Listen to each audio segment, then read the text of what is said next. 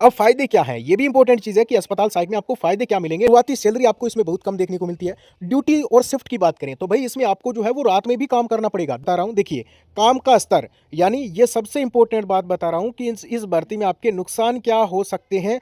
तो नमस्कार दोस्तों, कैसे हैं आप सभी? अगर आप एमपी अस्पताल सहायक भर्ती 2026 का एग्ज़ाम देने जा रहे हैं तो ये वीडियो आप सभी के लिए काफ़ी इंपॉर्टेंट रहेगा। देखिए, हम बात करेंगे यहाँ पे आपके काफ़ी सारे सवाल अब भी आते हैं कैंडिडेट्स के कि भई इसमें ये भर्ती अपने लिए कैसी रहेगी? क्या इसमें काम का बोझ ज़्यादा रहता है, वर्कलोड ज़्यादा रहता है? इसी के साथ में यहाँ पे जो दिन की जो ड्यूटी होती है, नाइट की जो ड्यूटी होती है या फिर इसमें कितनी शिफ्ट में ड्यूटी लग सकती है? इसी के साथ में इसमें क्या प्रमोशन भी हो सकता है क्या? इसमें काम जो है वो कितना करना पड़ेगा, क्या करना पड़ेगा, ये भी डाउट है। और क्या हमें जो है वो सिर्फ़ 15,000 में पूरी ज़िंदगी यहाँ पे जो है वो काम करना पड़ेगा? क्या इसमें जो है वो सैलरी की सच्चाई क्या है? इसको लेकर भी बात करेंगे। और क्या इसमें स्टडी का टाइम मिल सकता है और पोस्टिंग कहाँ पे होती है, इसको लेकर भी बात करेंगे। तो इस भर्ती से रिलेटेड जितने डाउट्स हैं सारे खत्म हो जाएँगे। सबसे पहले सबसे इम्पोर्टेंट चीज़ आपको बताना चाहता हूँ। देखिए दोस्तों, अभी आपके 24 जून को एग्ज़ाम कंडक्ट हो रहा है, यानी दिन आपके पास में बहुत कम बचा है। और हमने अभी विद्यापीठ जॉब प्रेप एप्लीकेशन पे आपको जो 10 से 15,000 प्रश्नों की, यानी हमने इम्पोर्टेंट से इम्पोर्टेंट आपको 15,000 प्रश्नों की टेस्ट सीरीज़ दी है, जिसमें कि कंप्लीटली दोस्तों आपके यहाँ पे जितने मोस्ट एक्सपेक्टेड क्वेश्चन बन सकते हैं, यानी जितने प्रश्न बन सकते हैं ना इम्पोर्टेंट, वो सारे हमने इन 15,000 क्वेश्चंस में दिए हैं। तो डायरेक्टली ये क्वेश्चन पढ़ लो इन दिनों में, आपका इसमें बेड़ा पार हो सकता है। सिर्फ और सिर्फ 90 रुपये प्राइस कर दी है, 250 प्राइस अब नहीं है, सिर्फ और सिर्फ 90। आप सभी जो है वो ये 15,000 प्रश्न पढ़ ले। Mock test, full test, subject wise test है, इनको आप दे लें और बढ़िया तरीके से आप इसमें जो है वो कर सकते हो। आपको टेस्ट सीरीज के सेक्शन पे जाना है दोस्तों, उसके बाद में एमपी हॉस्पिटल असिस्टेंट सेलेक्ट करके अपनी टेस्ट सीरीज परचेज कर लेनी है। अभी आपको बताना चाहूँगा, ये उन सभी कैंडिडेट्स के लिए रामबाण रहने वाला है जो कि यहाँ पे जिनका सिलेबस कंप्लीट नहीं हुआ है, जिनसे पूरी तरीके से प्रिपरेशन नहीं हुई है और वो सिलेक्शन लेना चाहते हैं। तो ये ब्रह्मास्त्र है। अगर 15,000 प्रश्न आप रट भी लेते हो तो कुछ प्रश्न आपके डायरेक्टली आ जाएंगे, कुछ रिलेटेड क्वेश्चंस आ जाएंगे,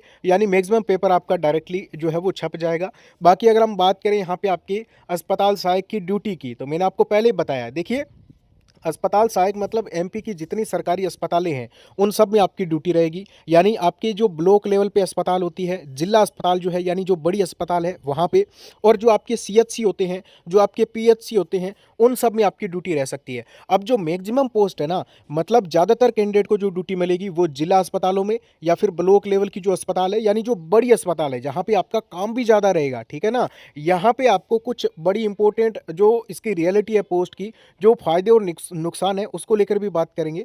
देखिए, अब मैं आपको यहाँ पे बताना चाहूँ तो कंप्लीटली आपके यहाँ पे गवर्नमेंट जो हॉस्पिटल है उनमें ड्यूटी रहेगी। और ये एक चतुर्थ श्रेणी कर्मचारी की पोस्ट है, यानी कि आपका इसमें सैलरी सबसे कम आपको इसमें देखने को मिलती है। और कुछ इंपॉर्टेंट चीज़, कुछ जो नेगेटिव पॉइंट है जिनके बारे में कोई डिस्कस नहीं करना चाहता, उनको लेकर मैं आपको बताना चाहता हूँ। देखिए, इसमें आपका कुछ जो हम बोल सकते हैं कि कैंडिडेट को जो है वो थोड़ा सा मतलब कठिन लग सकती है ये चीज़ें जो मैं आपको बता रहा हूँ। देखिए, काम का स्तर, यानी ये सबसे इंपॉर्टेंट बात बता रहा हूँ कि इस भर्ती में आपके नुकसान क्या हो सकते हैं, जो कैंडिडेट जिनको नुकसान लग सकते हैं उन सब चीज़ों को लेकर बात करें तो देखिए, ये ग्रुप डी की पोस्ट है दोस्तों, यानी चतुर्थ श्रेणी पर कैटेगरी की पोस्ट है। तो आपको यहाँ पे अस्पताल में जितने भी सपोर्टिव कार्य हैं, जितने भी नॉन टेक्निकल, जितने बहुत सारे एमटीएस यानी मल्टीटास्किंग टाइप के काम होते हैं, वो सारे आपको करना पड़ेंगे।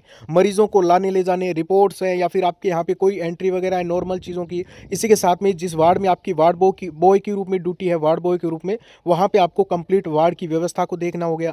इसी के साथ में दोस्तों आपके यहाँ पे वार्ड की व्यवस्था हो गया, सफाई वहाँ पे है कि नहीं है, जितने भी गैर तकनीकी कार्य हैं वो सारे आपको करने पड़ेंगे। ऐसे करके जितने आपके ऊपरी लेवल के जो कर्मचारी होंगे, यानी आपसे ऊपर ही होंगे सारे के सारे कर्मचारी, तो उन सभी कर्मचारी जो आपको काम देंगे वो भी आपको करना पड़ेगा। दवाइयों को लाना ले जाना है या फिर डॉक्यूमेंट्स को लाना ले जाना है, या फिर कुल मिला के एक चीज़ आपको बताना चाहूँगा, यहाँ पे आपका शारीरिक मेहनत बहुत ज़्यादा है इस पोस्ट में, ठीक है ना। यानी कि आपको 8 घंटे की ड्यूटी होगी और 8 घंटे की ड्यूटी में आपको कोई बैठने नहीं देगा, ठीक है ना। और हो सकता है, ये भी डिपेंड करता है कि आपका किस वार्ड में, कहाँ पे, किस डिपार्टमेंट या फिर किस हॉस्पिटल में आपकी ड्यूटी है, ठीक है ना।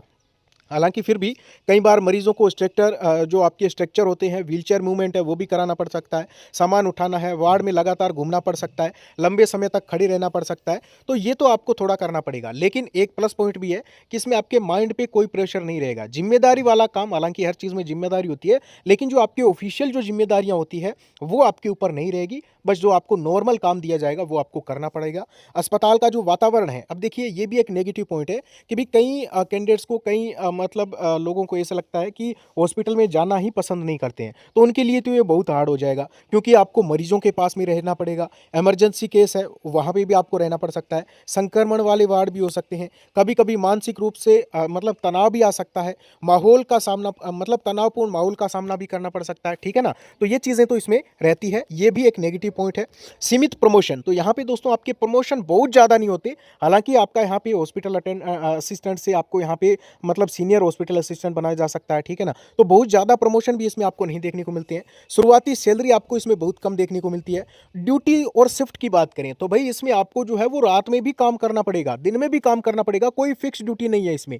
ये नहीं है कि आपको दिन में 8 घंटे ड्यूटी बजानी है, ऐसा कुछ नहीं है। अब इसमें देखिए दोस्तों आपके मान लीजिए कि आपको यहाँ पे सरकारी अस्पताल में सुबह की ड्यूटी लगती है, शाम की लगती है, रात को लगती है, तो ये आपके 3 शिफ्ट में आपकी ड्यूटी लगती है, तो तीनों शिफ्टों में आपको काम करना पड़ेगा। यानी कि सुबह की शिफ्ट है तो 7 से 3 बजे तक, या फिर आपके यहाँ पे ये गर्मी और सर्दी के हिसाब से आपकी टाइमिंग होती है, उसी के हिसाब से अगर हम बात करें तो इवनिंग शिफ्ट में 3 से लेकर रात को 11 बजे तक, नाइट शिफ्ट की बात करें तो रात की 11 बजे से आपकी शाम सुबह के 7 बजे तक, यानी तीनों शिफ्टों में आपकी ड्यूटी घूमती रहेगी अगर आपके बड़े अस्पताल या फिर मेडिकल कॉलेज में आपकी ड्यूटी है। अब फायदे क्या हैं, ये भी इंपॉर्टेंट चीज़ है कि अस्पताल साइड में आपको फायदे क्या मिलेंगे। नेगेटिव पॉइंट तो आपने बता दिए, अब मैं आपको बताना चाहता हूँ। अब देखिए एक सरकारी नौकरी आपके पास में, माइंड का प्रेशर इसमें कुछ भी नहीं रहेगा, सैलरी इसमें अच्छी खासी देखने को मिलेगी। अभी मैं आपको बताने जा रहा हूँ कि सैलरी आपको कितनी देखने को मिलेगी। रहने के लिए क्वार्टर भी मिल सकता है, आप फैमिली को भी रख सकते हो, ठीक है ना। हालांकि 2-3 साल तक तो सैलरी कम होगी, उसके बाद में सैलरी बढ़ जाएगी। लीव इसमें आपको अच्छी खासी देखने को मिल जाएगी, और इसी के साथ में गवर्नमेंट मेडिकल जो लीव होती है यानी अस्पताल की जो छुट्टियाँ होती है वो भी मिलेगी। स्टडी टाइम 8 घंटे के बाद में आप प्रॉपरली फ्री हो, कोई भी आपको ऑफिशियल काम नहीं करना, कुछ नहीं करना आपको, ठीक है ना। और इसी के साथ में जो आपको हमेशा कहता हूं कि बेरोजगारी के टैग से मुक्ति मिल जाएगी, और पढ़ने वाले कहीं पे भी पढ़ सकते हैं, ठीक है ना।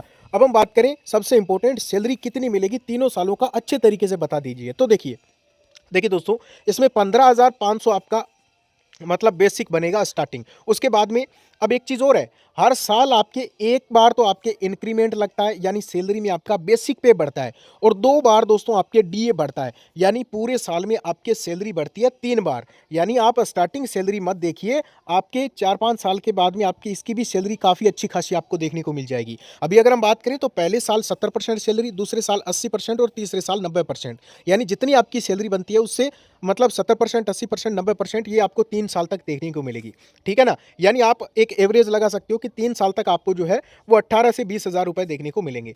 उसके बाद में अगर हम बात करें तो देखिए आपकी कंप्लीटली सैलरी दोस्तों मान लीजिए आपके यहाँ पे 27 से 28 हज़ार चली जाएगी। और अगर हम बात करें 8वें वेतन आयोग की, तो 8वां वेतन आयोग लग जाता है, यानी लगेगा ही, तो आपकी सैलरी, इसकी भी सैलरी आपके 40 हज़ार तक जा सकती है। तो सैलरी में कमी नहीं है, ठीक है ना। सरकारी नौकरी में हो तो आप इससे भी अपना पूरा जिंदगी अच्छे से चला सकते हो, ठीक है ना। अब हम बात कर लेते हैं कि इसमें सबसे इंपॉर्टेंट चीज़ आपको लास्ट में बताना चाहूँ कि सबसे बड़ा नुकसान क्या है। तो सबसे बड़ा नुकसान ये है कि आप इसकी प्रिपरेशन ना करो, सही तरीके से प्रिपरेशन ना करो, यही नुकसान है, ठीक है ना। डिमोटिवेट मत हो, आपके लिए सबसे बेस्ट गवर्नमेंट जॉब है, इस चीज़ को भी ध्यान में रखें। हालांकि देखिए काम तो आपको करना पड़ेगा और काम के पैसे मिलते हैं। बाकी ये है कि एक ईजी सी बिल्कुल भी आपको नॉर्मल काम करने हैं भाई, ठीक है ना, वो तो आप आराम से कर सकते हो। कोई टेक्निकल काम नहीं करना, कोई आपको मेडिकल रिलेटेड आपको ऑफिशियली वैसे काम नहीं करना, ठीक है ना। तो एमटीएस टाइप नॉर्मल काम है।